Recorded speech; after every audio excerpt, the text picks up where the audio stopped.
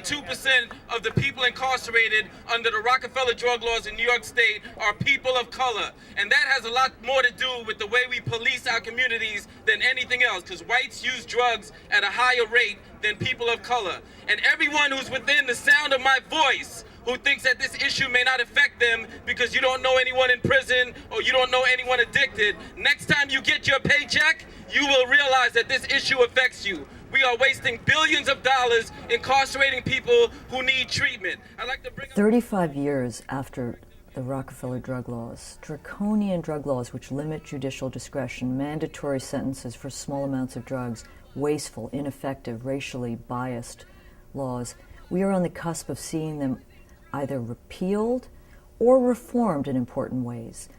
The stars are aligned because the three main political figures in New York State, Governor Paterson, the Assembly Speaker, the Senate Majority Leader, understand that these laws have not worked and that alternatives to incarceration are far more effective, and at a time when the state faces a budget crisis of $15 billion, concentrates the mind in pragmatic and humane ways. It costs $600 million a year to keep these men and women incarcerated. That $600 million could be cut way down if we provided the therapeutic treatment.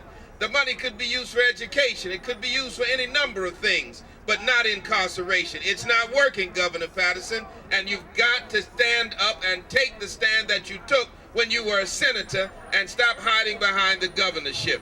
We need you now more than we've ever needed you before, and we need you especially on behalf of black men and women who are locked up in the penal system in New York State. No more rocks! Drop. The coalition Drop the Rock, which was formed about 10 years ago, has also played an important role in mobilizing and agitating, in bringing together a coalition of labor, of mothers and fathers of the incarcerated, of religious leaders, of state officials who have had the sanity to foresee that this time would come. Our prisons are filled to overflowing with men and women of color, and we know that these arrests are based on race.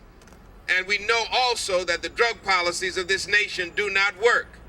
The Rockefeller Drug Laws have not deterred the abuse of drugs in our city, in our state, and in our nation. And we've got to drop the rock because these mandatory sentences are too harsh. Hi, my name is Tanda Brock. I have a daughter who's now sitting in Albion doing 5 years. She left behind 2 children. One is 3 and one is now 2, so that tells you her oldest was 1 year old and her youngest wasn't even 2 months old. I need you, Governor Paterson, to please pass this law. Not only am I being affected as her mother, but her children is being affected without having their mother.